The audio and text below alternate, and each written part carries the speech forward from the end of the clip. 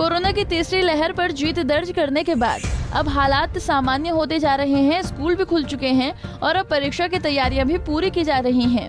इस बीच हरियाणा विद्यालय शिक्षा बोर्ड ने 10वीं और 12वीं की परीक्षाओं की तारीखों का ऐलान कर दिया है। खुद बोर्ड के चेयरमैन डायरेक्टर जगबीर सिंह और सचिव कृष्ण कुमार ने परीक्षाओं को लेकर प्रेस कॉन्फ्रेंस कर जानकारी दी। बोर्ड के मुताबिक 10वीं और 12वीं की सभी कक्षाएं 30 मार्च को शुरू होंगी, जो 29 अप्रैल तक चलेंगी। इन परीक्षाओं में सभी प्रकार की परीक्षाओं को मिलाकर कुल 6,68,000 परीक्षार्थी परीक्षा देंगे। बोर्ड चेयरमैन ने बताया कि इनमें 10वीं कक्षा के रेगुलर व ओपन के कुल 3,78,000 परीक्षार्थी परीक्षा देंगे। इसी प्रकार से 12वीं की परीक्षा में 2,90,000 परीक्षार्थी परीक्षा देंगे।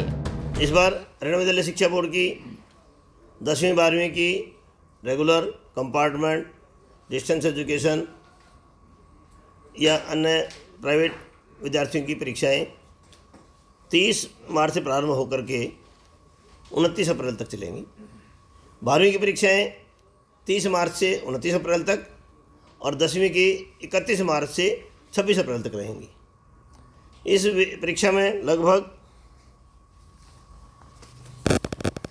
10वीं के ओपन रिपेयर के, प्राइवेट के, रेगुलर के सब मिलाकर के 3,78,000 विद्यार्थी परीक्षा में बैठेंगे और इसी प्रकार 12वीं के सभी प्रकार के मिलाकर के 2,90,000 विद्यार्थी इस परीक्षा में बैठने वाले हैं। कुल मिलाकर के 6,68,000 विद्यार्थी इस परीक्षा में बैठने वाले हैं। कोविड की परिस्थितियों को ध्यान में रखते हुए डेट शीट थोड़ी सी लंबी बनी है, लेकिन 10वीं के विद्यार्थियों को पर्याप्त छुट्टियां दी गई हैं।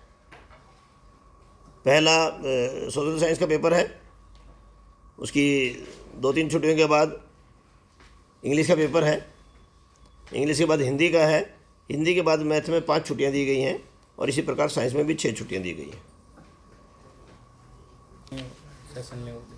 ये परीक्षा 12:30 से लेकर के 3 बजे तक समय रखा गया है। इस परीक्षा के लिए 2.5 घंटे की परीक्षा रहेगी।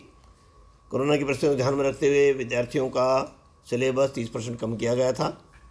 40% ऑब्जेक्टिव रहेगा 40 अंक का और 40 अंक का सब्जेक्टिव रहेगा। 80 अंक की जो परीक्षा होगी उसका 20 के इंटरनल मार्क्स लगेंगे। बता दें कि सभी परीक्षाएं दोपहर 12:30 से एक ही सत्र में होंगी, जबकि 2 पेपरों के बीच जरूरत के हिसाब से छुट्टियां भी दी जाएंगी, जिसके लिए 1700 परीक्षा केंद्र बनाए गए हैं। तो वहीं नकल रोकने के लिए करीब 250 टीमों का गठन किया गया है। बोर्ड के सचिव कृष्ण कुमार ने इस मौके पर दिव्यांग विद्यार्थियों के परीक्षा संचालन के बारे में जानकारी देते हुए बताया कि दिव्यांग विद्यार्थियों के परीक्षा केंद्र उनके स्कूल में ही बनाए गए हैं, जहां वे पढ़ते थे। इसके अलावा जो विद्यार्थी राष्ट्रीय व अंतर्राष्ट्रीय स्तर के खिलाड़ी हैं, वे किसी खेल प्रतियोगिता में भाग ले रहे हैं, तो उनकी परीक्षा उनके प्रार्थना पत्र के बाद में भी ली जा सकेगी। वर्तमान में हो रही परीक्षाओं में 40% अंक सब्जेक्टिव और 40% अंक ऑब्जेक्टिव होंगी। इस प्रकार 80 अंक का कुल अंकों की परीक्षा तथा 20% अंक इंटरनल असेसमेंट के होंगे। पहले तो इन सभी बच्चों की जो परीक्षा शुल्क था बोर्ड ने उसको माफ़ कर दिया है और कुछ सेंटर ऐसे हैं जहां पर जो स्पेशल स्कूल है ऐसे बच्चों के लिए, उनके सेंटर वहीं पर ही बना दिए गए हैं।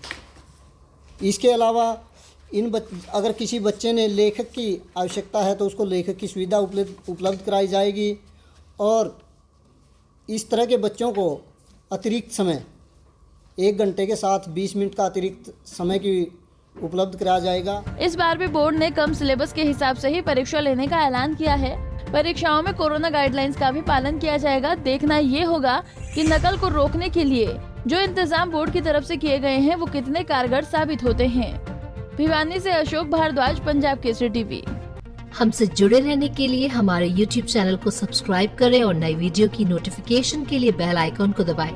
अगर आप ये वीडियो Facebook पर देख रहे हैं तो लाइक जरूर करें और ज्यादा से ज्यादा शेयर करें। धन्यवाद।